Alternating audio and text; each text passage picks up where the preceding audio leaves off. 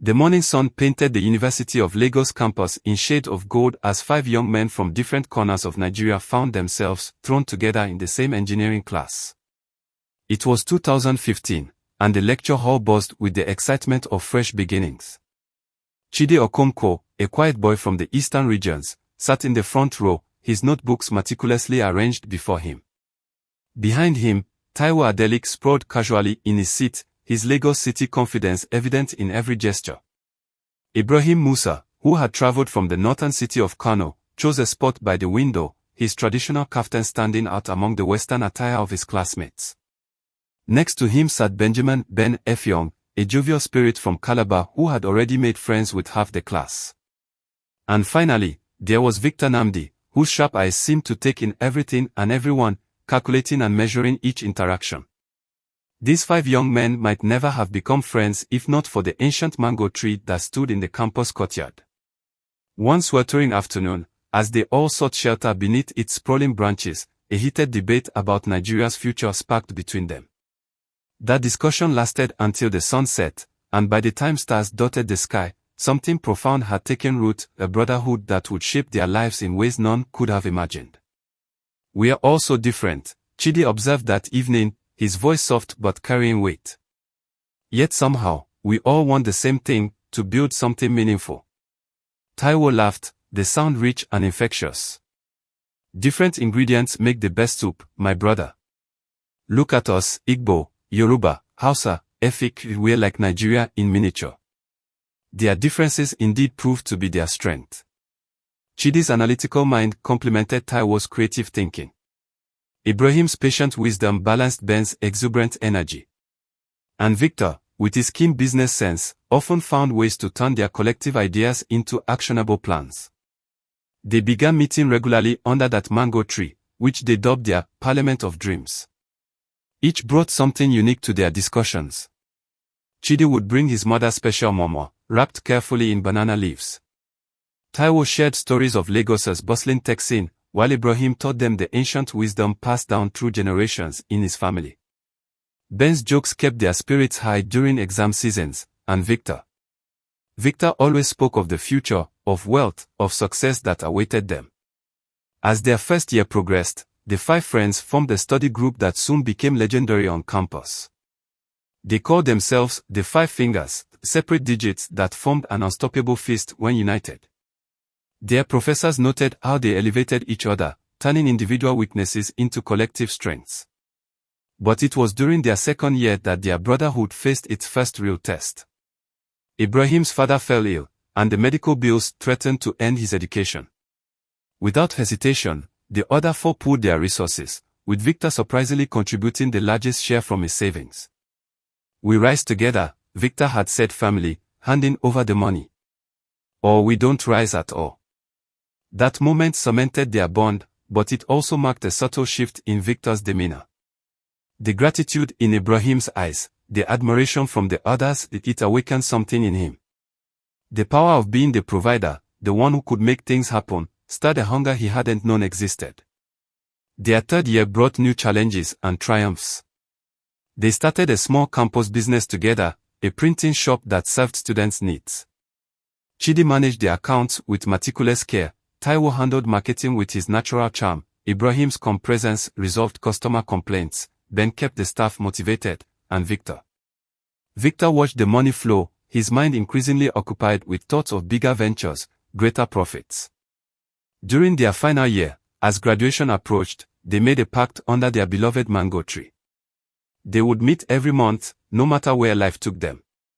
They would support each other's dreams, share in each other's successes, and lift each other in times of failure. "Blood makes you related," Ben declared, his usually joking tone serious for once. "But loyalty makes you family." They sealed their pact with a traditional ceremony Ibrahim suggested. Each pricked their finger, letting a drop of blood fall onto a palm frond.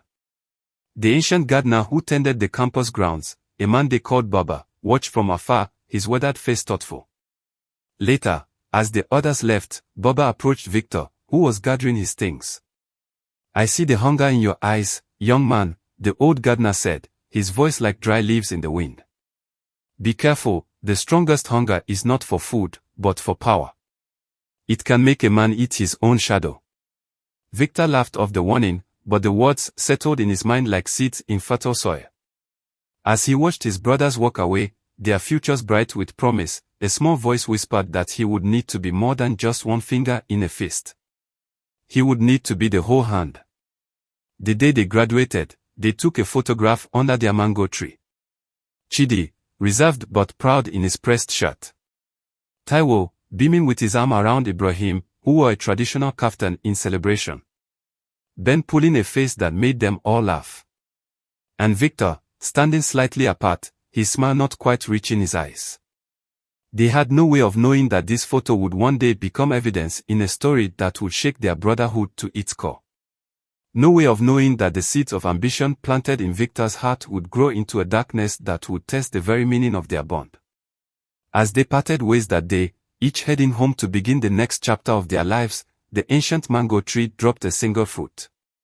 It split open on the ground, its sweet flesh attracting flies, its seed lying exposed under the harsh sun.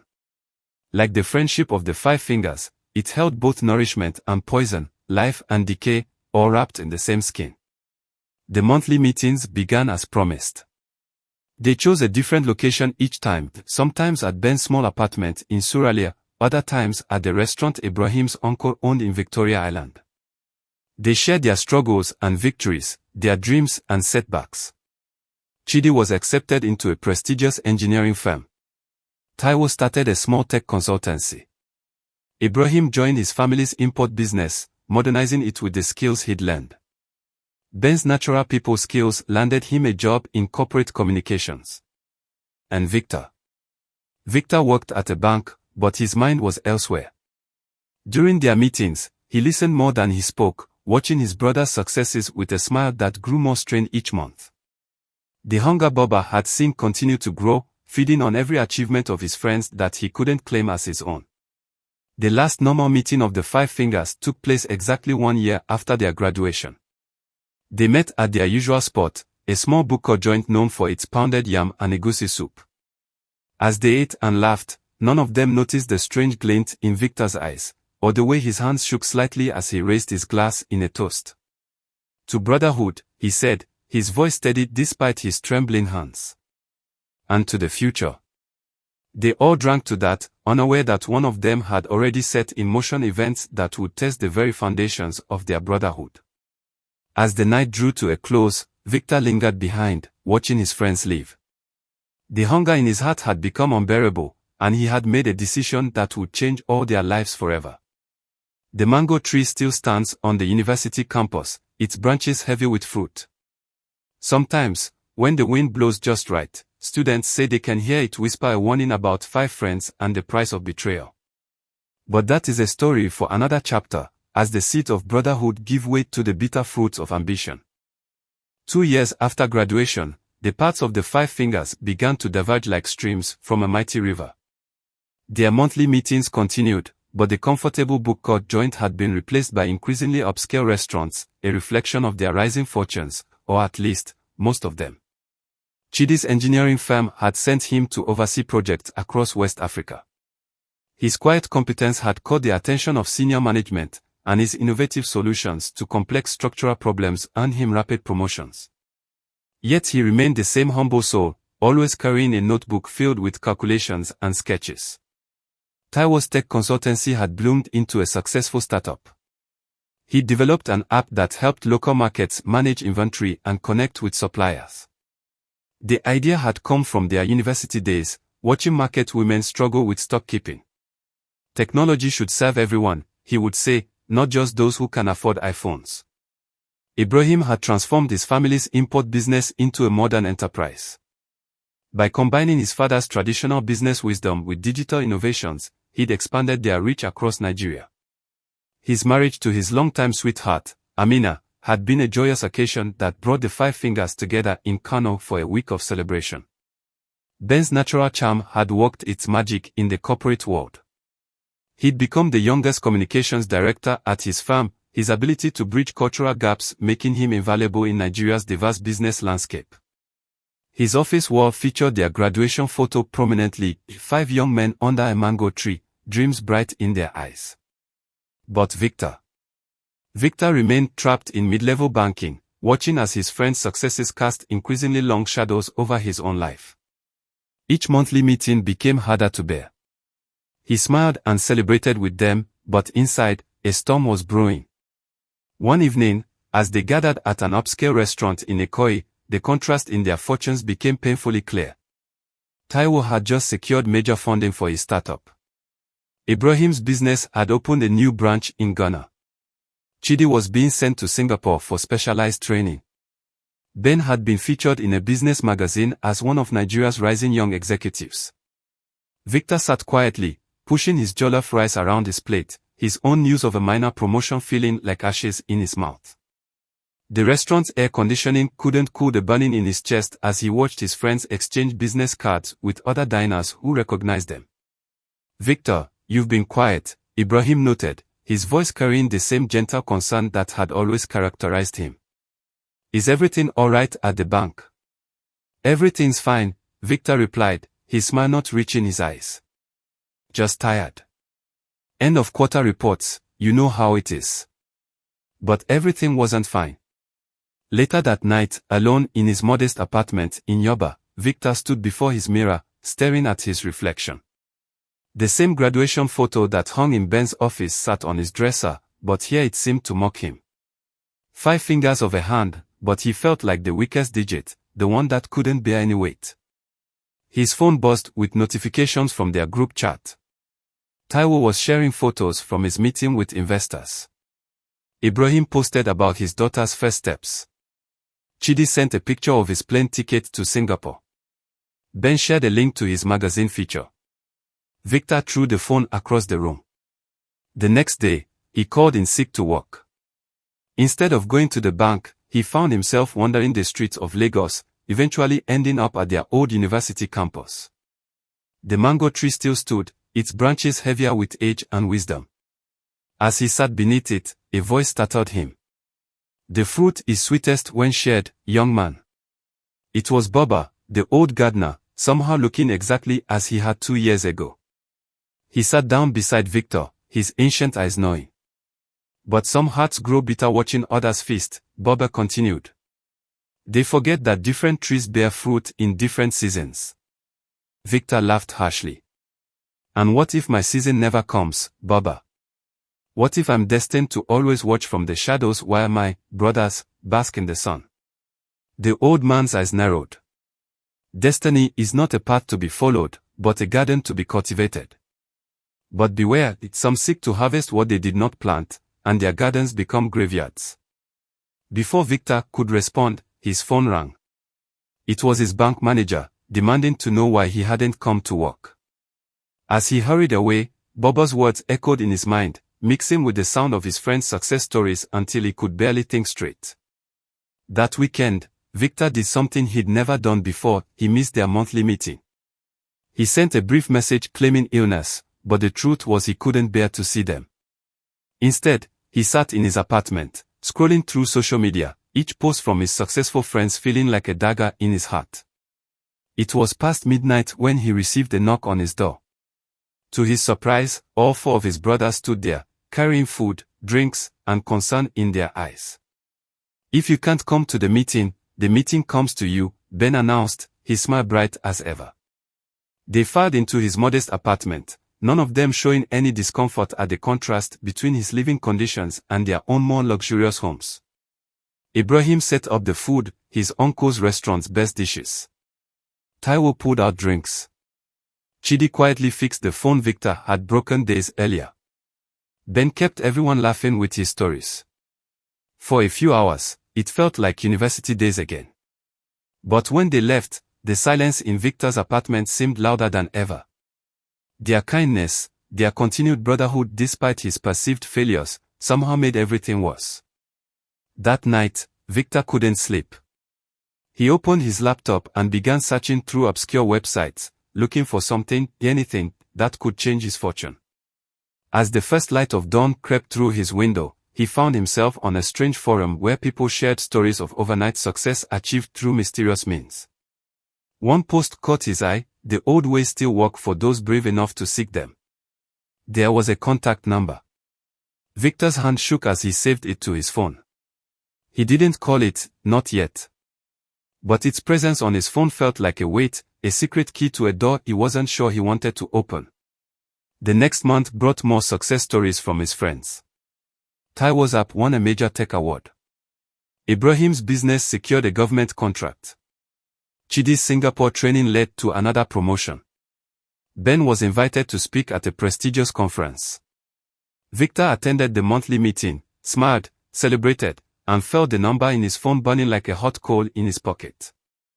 As he watched his friends leave the restaurant, their cars much newer and more expensive than his own, he made his decision. That night, alone in his apartment, he finally dialed the number. It rang 3 times before a deep voice answered, speaking in a dialect so ancient Victor could barely understand it. "I've been expecting you," the voice said, switching to English. "The hungry one who stands in his brother's shadows." Victor's heart raced. "Can you help me?" The voice chuckled, a sound like dry leaves in the wind. "Help is not what you seek, young man. You seek power. You seek to rise above, not to stand alongside. But everything has its price." "I'll pay anything," Victor whispered, the words tumbling out before he could stop them. "Anything." The voice seemed to fill his small apartment.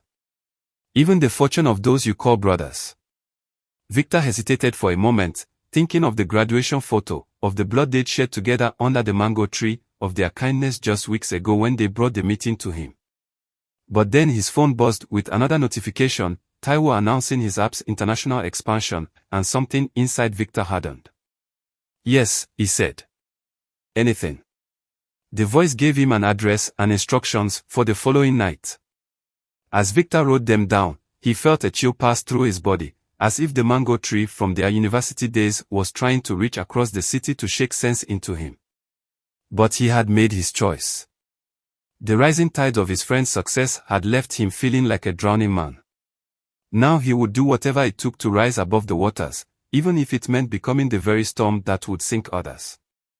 Little did he know, the price of his ambition would be higher than he could imagine, and the consequences would ripple out to touch not just his brothers, but the very fabric of their shared destiny. The address led Victor to the outskirts of Lagos, where city lights faded into the darkness of ancient forest. His car's headlights cut through the thick evening mist as he followed a dirt road that seemed to grow narrower with each turn. The modern buildings of Victoria Island felt like a distant memory here, where massive Iroko trees loomed overhead like silent guardians of forgotten secrets. His phone had lost signal an hour ago. The only guide now was a series of red cloths tied to branches, each bearing symbols that made his eyes hurt if he looked at them too long. The night was alive with sounds, distant drums, the call of strange birds, and occasionally, what seemed like whispered voices in the darkness. As Victor's car rounded the final bend, he found himself facing a compound that seemed to defy reality.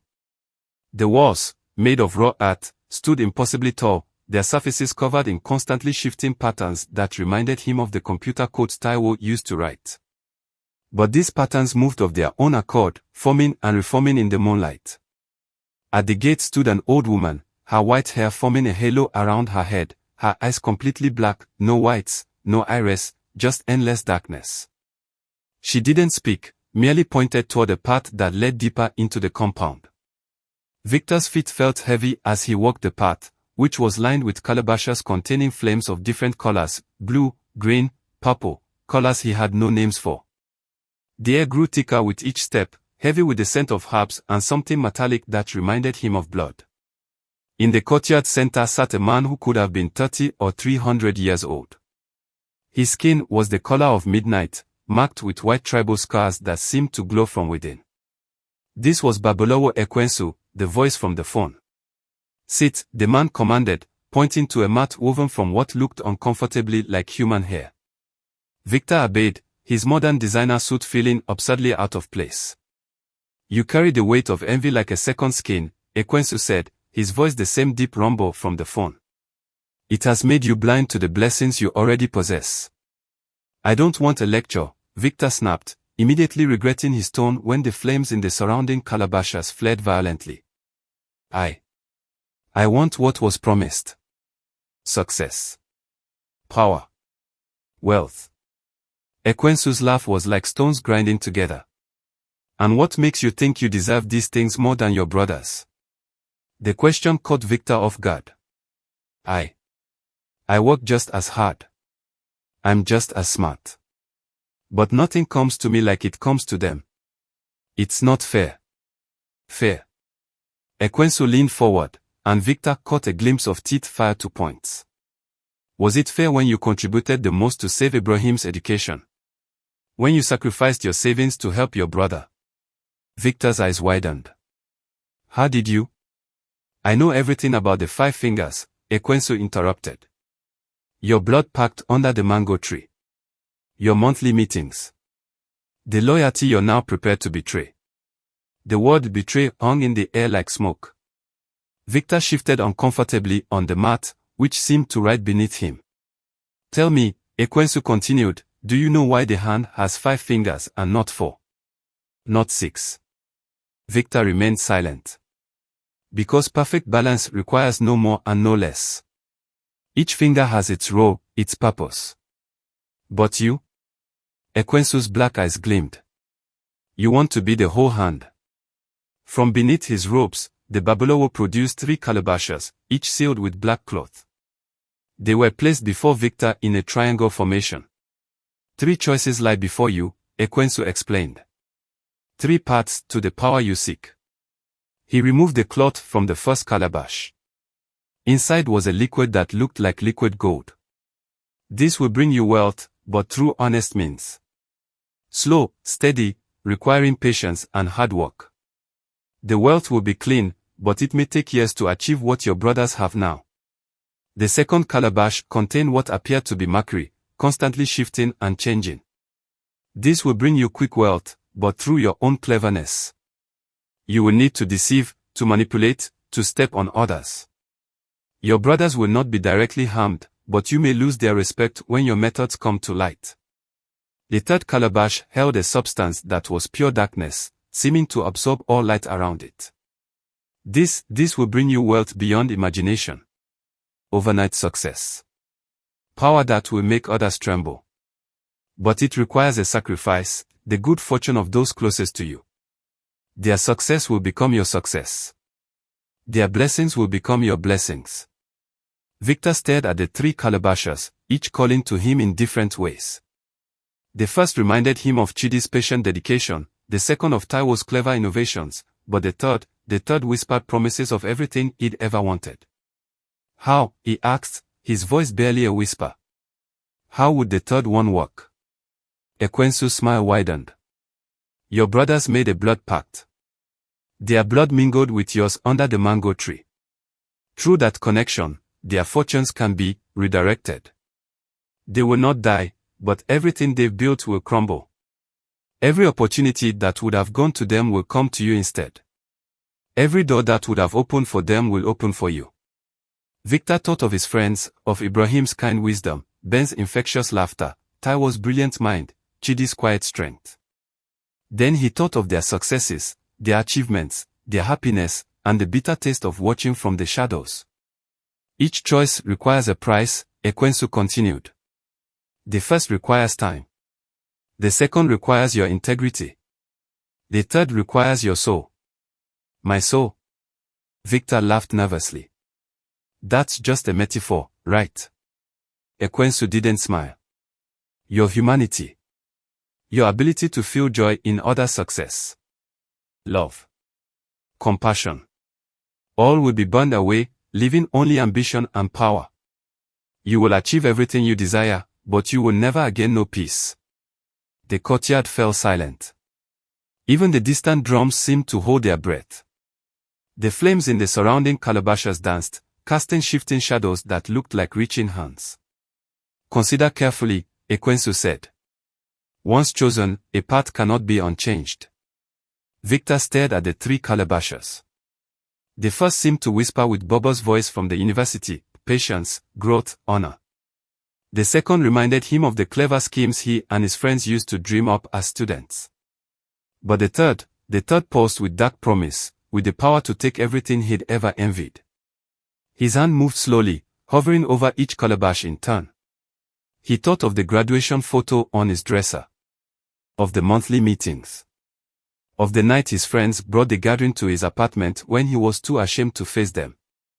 Then he thought of Taiwo's investors, Ibrahim's expanding business, Chidi's international training, Ben's magazine feature.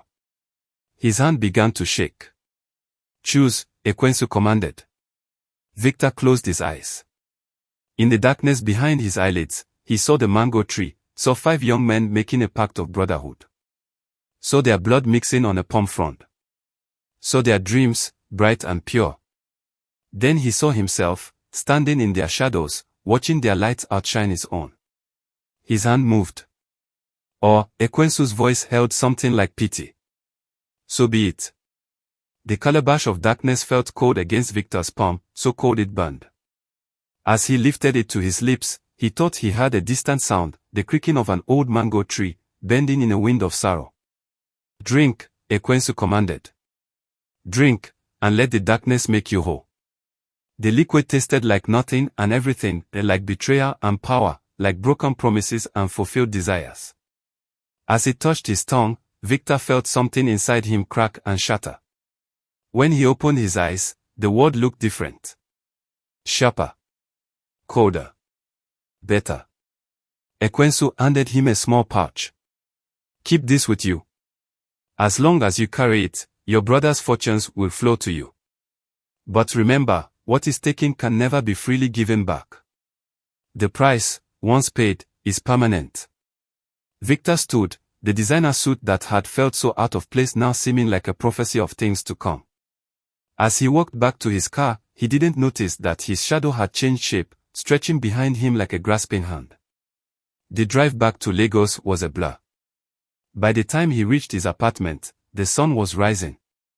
He had just enough time to shower and change for work. As he adjusted his tie in the mirror, his phone buzzed. The group chat. Taiwo announcing that his major investor had mysteriously pulled out. The first drop of rain before the storm. Victor smiled at his reflection, and for the first time, his reflection smiled back, hungry, victorious, and utterly alone. The ancient temptation had claimed another soul, and the winds of change were beginning to blow. In his pocket, the pouch from Ekwensu paused like a second heartbeat, counting down the moments until the lives of the 5 fingers would change forever. Little did Victor know that the true price of his choice would be revealed in ways he could never have imagined, and the darkness he had embraced would cast shadows longer and deeper than even Ekwensu had warned. The changes began slowly, like a disease that shows its symptoms one by one. In the weeks following Victor's visit to Babulawo Ekwensu, the lives of the 5 fingers started to transform in ways that seemed, at first, like mere strokes of fate. Taiwo's major investor not only pulled out but spread rumors about the stability of his company. Overnight, other investors began to distance themselves. His app, once praised for its innovation, started experiencing mysterious technical issues that his team couldn't explain. Users complained of lost data, and his reputation began to crumble. Meanwhile, Victor received a call from his bank's headquarters. A position had suddenly opened up. The previous candidate had unexpectedly accepted a different offer. Within days, Victor was promoted to senior management, his salary tripling overnight. Ibrahim's shipping containers were held up at ports, his goods mysteriously missing or damaged. Government contracts were cancelled without explanation. But when Victor decided to start an import business on the side, every door seemed to open effortlessly. Permits that usually took months to process were approved in days. Chidi's Singapore training program was abruptly cancelled. His firm lost several major projects, and his innovative solutions, once praised, were now questioned by management. Yet when Victor suggested similar ideas in his new position, they were hailed as brilliant innovations. Ben's rising star in corporate communications suddenly dimmed. His magazine feature was overshadowed by a bigger story about Victor's miraculous turnaround of his bank's struggling division. Speaking engagements were cancelled, and rumors began to circulate about his competence. The pouch from Ekwensu remained in Victor's pocket, pulsing with dark energy, feeding on the misfortunes of his brothers and transforming them into his successes. Each morning, he checked the financial news to find his name rising higher while his friends fell further. Their monthly meetings became increasingly tense. The upscale restaurants were now suggested by Victor, who took pleasure in casually covering the bill while his friends made excuses about temporary setbacks and cash flow issues. It's like everything I touch turns to dust, Taiwo confessed during one meeting, his usual confidence shattered. I can't explain it. The shipping industry is facing challenges, Ibrahim added diplomatically, though the worry lines on his face told a different story. We'll weather this storm together, Ben tried to rally their spirits, but his voice lacked its usual conviction. Chidi, ever observant, remained quiet, his eyes moving between his struggling friends and Victor's increasingly expensive suits and gold watches. Only Victor seemed to thrive, his success growing with each passing week. He spoke of divine favor, of finally getting the recognition he deserved. But each time he touched the pouch in his pocket, he felt a cold reminder of the true source of his prosperity. The breaking point came 3 months after his visit to Ekwensu.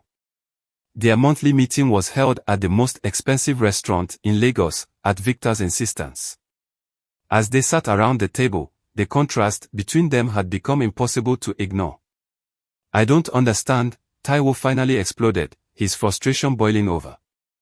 Everything we've built is falling apart, while you seem to be feeding off our failures. The words hit too close to the truth. Victor felt the pouch pose against his chest, and he forced a concerned expression. Brother, don't let bitterness cloud your judgment. Perhaps you're just facing the challenges every entrepreneur must face. No, Chidi spoke up, his quiet voice carrying unexpected weight. This is different. These aren't natural setbacks. This is something else. Ibrahim nodded slowly. I have consulted with the elders in my community. They speak of a darkness, a shadow that follows us. Ben, attempting to lighten the mood, laughed nervously. Come on, brothers. We're educated men. Surely we don't believe in. In what? Victor snapped, a sudden anger rising in him. In the old ways. In powers beyond your understanding. Is your Western education so complete that you've forgotten our traditions? The table fell silent. Victor realized his mistake too late. He had revealed too much, shown too much knowledge of what he should have dismissed. Chidi's eyes narrowed. How do you know about the old ways, Victor? You used to mock such beliefs. The pouch seemed to burn against Victor's chest. He stood abruptly, throwing money on the table. I don't have to explain myself to failures who can't accept their own inadequacies. The words hung in the air like poison. The other four stared at their brother, seeing him clearly for the first time, seeing the darkness that had replaced the friend they once knew. What have you done, Victor? Ibrahim's voice was barely a whisper. But Victor was already walking away, his expensive shoes clicking on the marble floor, the pouch pulsing with triumph. Behind him, he heard Ben call out, "We were brothers. We made a pact." The words followed him into the night, echoing in his mind as his chauffeur drove him to his newly acquired mansion in Ikoyi. But the guilt he should have felt was dulled by the dark power that now filled him. Success was all that mattered. Power was everything. That night, as Victor sat in his luxurious study, surrounded by the trappings of his ill-gotten success, his phone buzzed repeatedly with messages from the group chat. Taiwo, we need to talk about what's happening. Ibrahim, I'm consulting someone who might help us understand.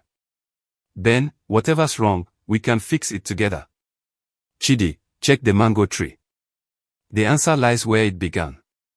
Victor deleted the messages without responding. But the last one, Chidi's cryptic reference to the mango tree, sent a chill down his spine. He touched the pouch, seeking reassurance in its dark power.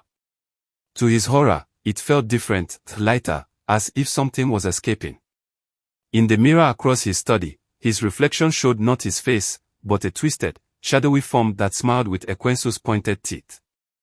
A crack of thunder shook the house, and rain began to fall, heavy, unnatural rain that seemed to whisper accusations in the darkness. Victor ran to his car, driven by a compulsion he couldn't understand. He had to get to the university, to the mango tree. Something was changing, unraveling. As he drove through the storm, his phone rang. It was an unknown number, but when he answered, he recognized the grinding stone voice of Babalawo Ekwensu. Foolish child, the voice seemed to come from the rain itself. Did you think betrayal would not demand its full price? The blood pact you broke calls for balance. The darkness you embraced now embraces you completely. Victor's hands shook on the steering wheel. In his rearview mirror, he caught glimpses of his reflection changing, becoming something inhuman. The pouch in his pocket felt like ice, spreading its cold through his entire body. When he reached the university gates, he saw 4 familiar figures already standing beneath the mango tree, their forms barely visible in the supernatural storm. As he stepped out of his car, lightning illuminated their faces, faces that showed not hatred, but pity. The true price of betrayal was about to be revealed, and not even the dark power Victor had embraced could shield him from what was to come. All around them, the storm raged, and the old mango tree creaked and swayed, its branches reaching like accusing fingers toward the man who had broken a sacred bond of brotherhood. The final confrontation was about to begin, and the powers Victor had unleashed would demand their ultimate price. The rain fell like judgment upon the university grounds, each drop heavy with supernatural weight. Victor stood facing his 4 brothers beneath the ancient mango tree, the same tree that had witnessed their pact of brotherhood years ago. Lightning split the sky, illuminating their faces in harsh bursts of white light. "We know what you did," Chidi spoke first, his quiet voice somehow carrying over the storm. "Boba showed us." The old gardener emerged from the shadows, looking more ancient and powerful than ever. His eyes glowed with an inner light that spoke of hidden knowledge. "The old man." Victor laughed, but there was a tremor in his voice. What could he possibly? "I am older than this tree," Baba interrupted, his voice resonating with power. "I have watched over this ground since before your grandfathers were born. I saw your pact, and I saw your betrayal." The pouch in Victor's pocket burned cold as ice. His hand clutched it involuntarily, and Ibrahim's eyes followed the movement. "The darkness you invited," Ibrahim said softly, "it doesn't just feed on our fortunes, brother. It feeds on your soul." As if in response to Ibrahim's words, Victor felt a sharp pain in his chest. He pulled out the pouch, but it had changed. The simple leather was now twisted and black, pulsing with a sickly light.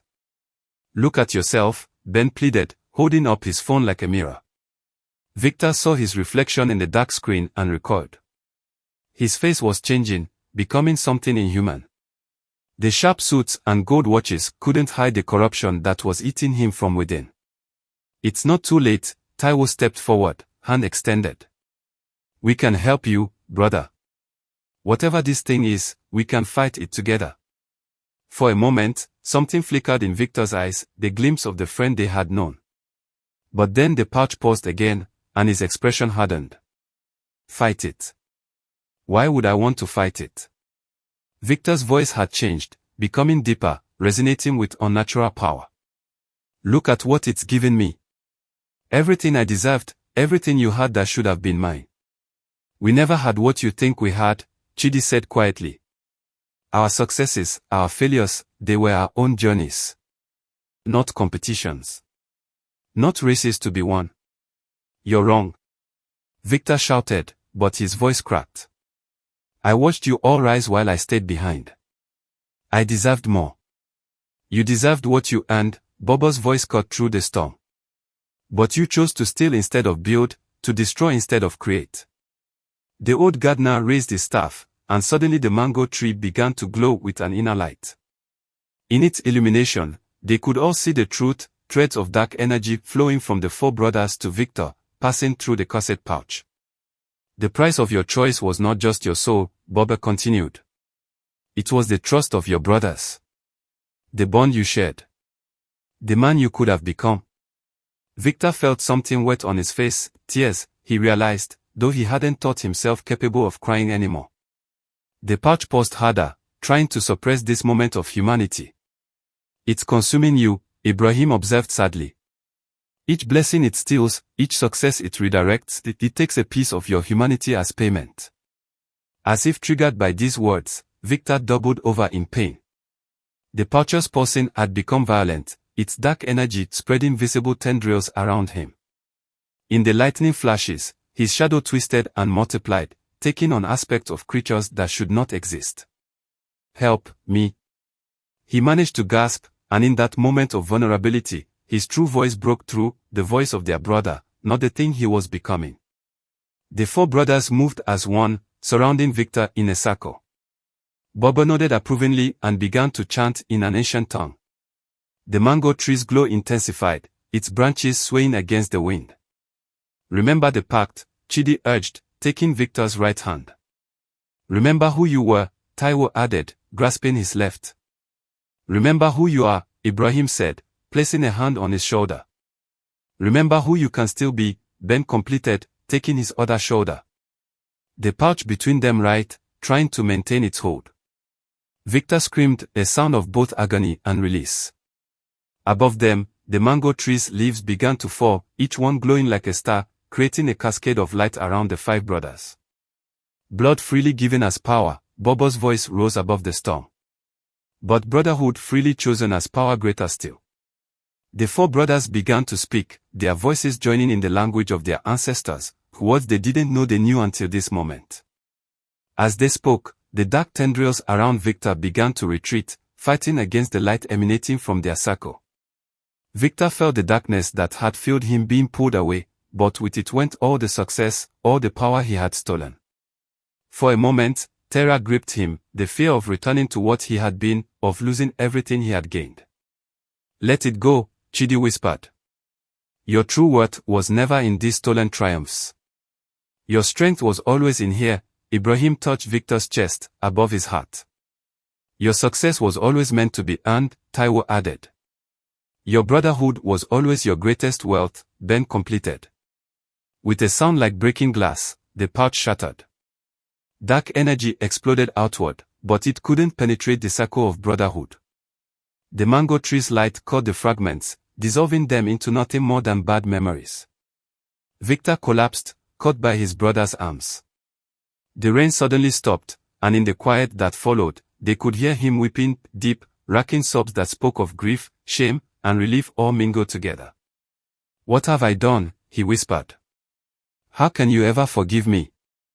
"The question," Baba said gently, "is how will you forgive yourself?" The old gardener approached the circle, carrying 5 fresh mangoes from the tree above. "Eat," he commanded. "Let the fruit of brotherhood wash away the taste of betrayal." As they shared the mangoes, each felt a warmth spreading through them. The stolen fortunes began to return to their rightful owners, but slowly, naturally, as things were meant to be. The path ahead will not be easy, Baba warned. Trust, once broken, must be rebuilt stone by stone. But the foundation remains if you choose to build upon it. Victor looked at each of his brothers in turn, at Chidi's quiet wisdom, Taiwo's resilient spirit, Ibrahim's gentle strength, Ben's unfading warmth. "I choose brotherhood," he said softly. "I choose the slow path, the earned path." "Then rise," Baba commanded, "all of you. Rise as 5 fingers of one hand once more." As they stood, the first light of dawn broke through the dispersing storm clouds. The mango tree's branches swayed gently, its leaves now normal again, but somehow more vibrant than before. In the months that followed, the 5 fingers rebuilt their brotherhood step by step. Victor returned to his modest apartment, his stolen wealth fading like a fever dream. He started over at the bottom, but this time with a different purpose, to grow alongside his brothers, not in their shadow. Taiwo's company slowly recovered, its success now built on stronger foundations. Ibrahim's business found new opportunities, more sustainable than before. Chidi's innovations were recognized once again, and Ben's star began to rise anew. But more importantly, their monthly meetings resumed, now held at the same small book joint where they had first celebrated their graduation. They sat together, sharing modest meals and modest dreams, their laughter genuine, their brotherhood stronger for having been tested. The mango tree still stands on the university campus, its fruit sweeter than ever. Sometimes, students sitting beneath it swear they can hear it whisper a story about 5 brothers, about temptation and redemption, about the power of true brotherhood over false success. And if you visit that book joint on the right evening, you might see 5 successful men sharing a meal, one wearing a simple watch but a wealthy smile, surrounded by brothers who measure riches not in gold, but in the currency of friendship. For in the end, The greatest power was not in the darkness that promised quick fortune, but in the light of brotherhood that burned it away. And the greatest wealth was not in stolen success, but in the bonds that survived its temptation. As for Babalowo Ekwensu, they say he still waits in his forest compound, offering choices to the ambitious and the desperate. But now there's a new story he must tell, a story of 5 fingers that could not be divided, of a brotherhood that proved stronger than even his darkest magic. And so the tale ends where it began, under a mango tree, with 5 brothers, and a pact renewed not in blood this time, but in something far stronger, forgiveness, understanding, and the unshakable power of true brotherhood.